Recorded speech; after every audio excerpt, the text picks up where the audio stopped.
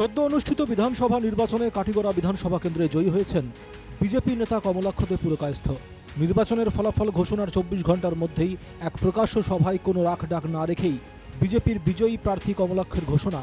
কোথায় কত ভোট পড়েছে তার ভিত্তিতেই সমানুপাতিক হারে উন্নয়ন হবে।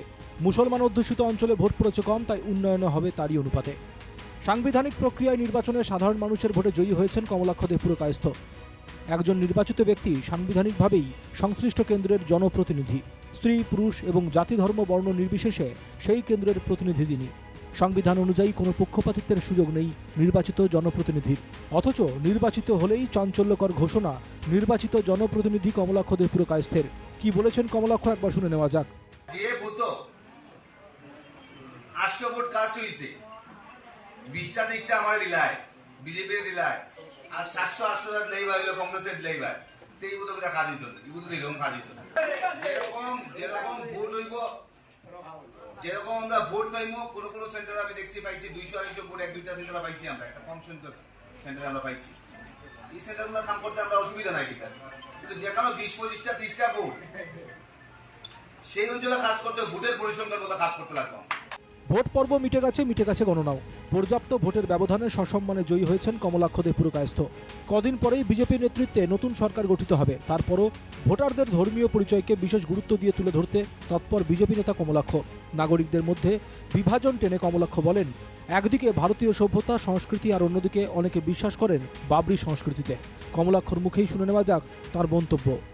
দিকে ভারতীয় সভ্যতা সংস্কৃতি, আর অন্যদিকে রাষ্ট্রবাদী মুসলমান যারা আছে, কিছু সংখ্যক আছে কম সংখ্যক রাষ্ট্রবাদী মুসলমান, কিন্তু কিছু সংখ্যক আবার বাবরি সংস্কৃতিতে অনেকে বিশ্বাস করে। এবং আমরা দেখতে পাচ্ছি যে হুমায়ুন, জাহাঙ্গীর এরকম অনেকগুলো কথাবার্তা হয়েছে, যে কথাবার্তা ভারতবর্ষের মানুষ আঘাতপ্রাপ্ত হয়েছে।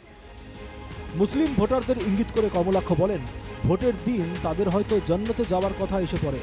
কংগ্রেসকে ভোট না দিলে হয়তো জান্নাতে যেতে পারবো না। কমলাক্ষ বলেন, ভোটের সঙ্গে জান্নাতের কোনো সম্পর্ক নেই। ধর্মকর্ম করবেন করুন, তাতে কারোর কোনো আপত্তি নেই। তাই বলে ভোটের সময় এই মানসিকতা ঠিক নয়। কমলাক্ষের মন্তব্য, এরকম হলে উন্নয়ন সম্ভব নয়। কিন্তু ইলেকশন যেদিন হয়, সেদিন হয়তো বা জান্নাতে যাওয়ার চিন্তাধারা আবার চলে আসে, যে যদি কংগ্রেসকে ভোট না দেয় তাহলে হয়তো বা আমি জান্নাতে যেতে পারবো না। আরে ভোটের সঙ্গে জান্নাতের কোনো সম্পর্ক নেই। আপনারা ধর্মকর্ম করুন না, ধর্মকর্ম করতে আমাদের কি আপত্তি আছে? ধর্মকর্ম করতে কোনো আপত্তি নেই, কিন্তু আপনার ভোটের সময় যদি আপনারা সেই মানসিকতা নিয়ে যদি ভোট দেন, তাহলে ডেভেলপমেন্ট কোথা থেকে হবে? তীব্র ক্ষোভ উগরে দিয়ে কমলাক্ষ অভিযোগ করেন, এমন ভোট কেন্দ্র তিনি দেখেছেন যেখানে অরুণোদয় প্রকল্প পেয়েছেন 400 জন, কিন্তু ভোট মিলেছে মাত্র 20টি। তারপরই তার হুঁশিয়ারি, যে অঞ্চলে 20টি ভোট পাওয়া গেছে সেখানে 400 অরুণোদয় দেওয়া যাবে নাকি। তিনি বলেন, মুসলিমদের অরুণোদয়ের প্রয়োজন নেই। সত্যিই যদি তাদের অরুণোদয় প্রকল্পের প্রয়োজন থাকতো তাহলে বিজেপিকেই ভোট দিতেন। অরুণোদয় আমরা একটা সেন্টারে, এরকম সেন্টার আছে আমার জানা মতে, 400 অরুণোদয় ভোট আমরা পেয়েছি 20টা। এখন সেই অঞ্চলে কি 400 অরুণোদয় দেওয়া যাবে না? সেই অঞ্চলে তো 400 অরুণোদয় থাকবে না। আপনাদের অরুণোদয় দরকার নেই, আপনারা অরুণোদয় চান না। অরুণোদয় যদি আপনারা যেতেন তাহলে হয়তো আপনারা ভোট দিতেন, বিজেপিকে ভোট দিতেন। নির্বাচনের ফলাফল ঘোষণার পরে জয়ী প্রার্থীর এই মন্তব্য বিস্ময়কর। নাগরিকের ভোটাধিকার সংবিধান স্বীকৃত অধিকার। নির্বাচনে প্রার্থী বা দল বাছাইয়ের অধিকারও সংবিধান স্বীকৃত।